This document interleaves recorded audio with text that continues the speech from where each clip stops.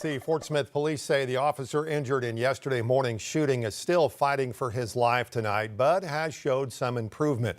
Over the last 24 hours, Kyle Newman was shot in the neck during a DWI stop early Sunday morning near McClure Amphitheater.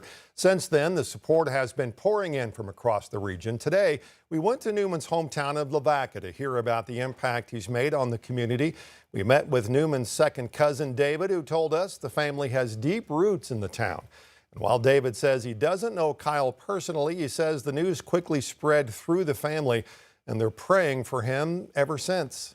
I couldn't believe it. I didn't know him, but and when I initially saw it, I wasn't sure that he was one of the. But found out pretty quick that he would. I guess that would be a second cousin. Well, we've all been praying for him right along, and with just a lot of family. Lavaca High School's principal told us today Officer Newman was an engaged student, deeply involved in athletics, and the community is hoping he recovers very quickly. We are also learning more about the history of the man who shot Officer Newman, 27-year-old Joshua Keller. Keller was shot and killed after leading police on that chase that ended near the Grand Avenue exit on I-540. We learned Keller had at least one prior arrest to Sunday's shooting. He pled guilty to third-degree domestic battery in Van Buren in December. He was sentenced to 12 months suspended and was ordered to complete a domestic violence intervention program. Keller also had speeding tickets on his record in both Arkansas and Oklahoma.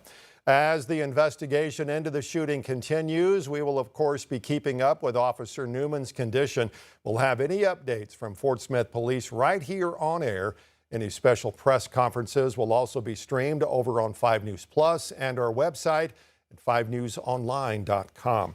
We first told you Friday night 2 people were stabbed at a home in rural Franklin County. Sheriff Johnny Crocker says the 911 call deputies got that night before the deadly standoff is something he says he will never forget.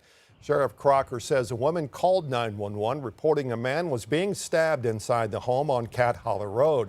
Says the call captured the violence unfolding in real time. Deputies say when they got there, the suspect ran inside the home and then barricaded himself, leading to a standoff that lasted for more than an hour before he was shot and killed by law enforcement. And hopefully, God, nobody has to listen to that. It's a disgusting call to hear. You can hear the man getting stabbed.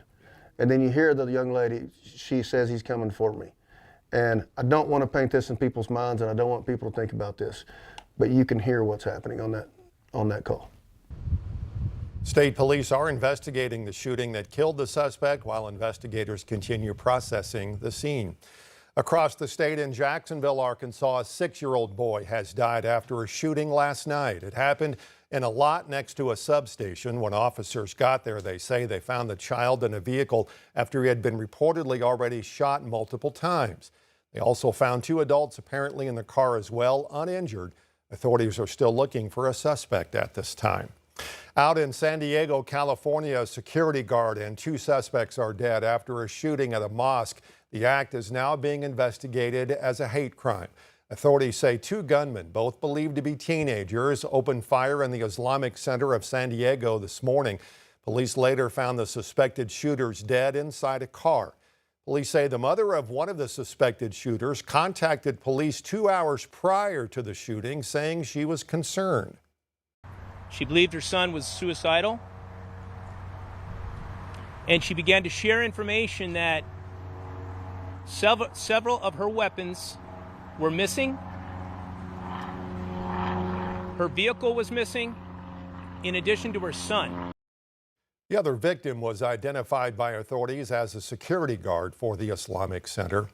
Well, back here at home, the Fort Smith School Board tonight approving issuing $15 million in bonds for quite a few capital projects.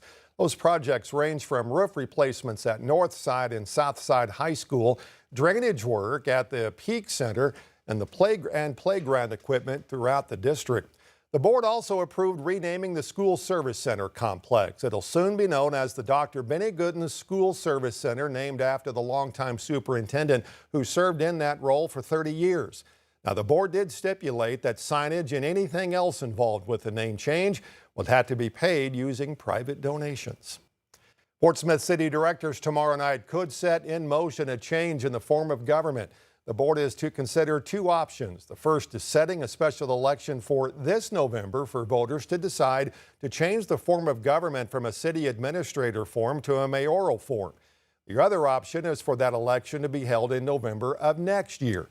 All this while a petition is still being circulated to get that change of government on the ballot this November. Meanwhile, Fayetteville City Council is expecting a lot of public comment for an appeal of Swarm Arrow's drone manufacturing plant near Drake Field.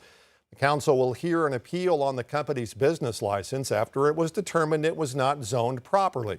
Mayor Molly Ron said last week they expect the meeting to go into a second day. Council will also hear an appeal on the development plan for the Ramey Junior High School campus off College Avenue. As many families continue feeling the pressure of high everyday costs, local volunteers now are stepping in to help take one thing off their plate. 5 News reporter Taylor Howard shows us how Rotary clubs across the region are now partnering with a nonprofit called For the Love on a series of food projects to help families in need. How are you? Good, buddy. Good to see you tonight. Aww. Being a single mom, it kind of helps out to not have to make dinner for a night, so. On Monday nights in Springdale, people are lined up for more than just a hot meal. Ashley Crawford brings her little girls to a weekly dinner hosted by the nonprofit For the Love. She says it helps after long days of work, school, and raising kids on her own. The hardest part of being a single mom is just trying to tackle everything and be able to just be super mom and do it all with work and home life and taking care of their health and my health. With high inflation and gas prices, Rotary clubs across Northwest Arkansas are partnering on food projects this week, and volunteers say it's meant to help those struggling to make ends meet. We serve around 400 every single Monday within an hour. So we serve 5:30 to 6:30 and within that hour. And I would say over the last few months, the line that you'll probably see after a while will go all the way around and it gets really long. Volunteers say what keeps people coming back is the sense of belonging. Right here. And aside from food insecurity, the people here just need community. You know, they need their name said. For Ashley, feeling welcomed is what makes the biggest difference for her family. It's a good time for us to just kind of get away from the house and be in the fresh air and kind of not focus on our hard lives at home, because sometimes it can get hard out there. So. Organizers say the week-long effort to address food insecurity will continue through May 23rd with events in Rogers, Fayetteville, and Bentonville. And my mom's a great mom, just so you know. She's the best. In Springdale, covering news where you live, Taylor Howard, 5 News. Free community dinners will continue this week in Rogers at Hope Family Church, in Fayetteville on South College Avenue, and in Bentonville at the For the Love building, all starting at 5:30 in the evening.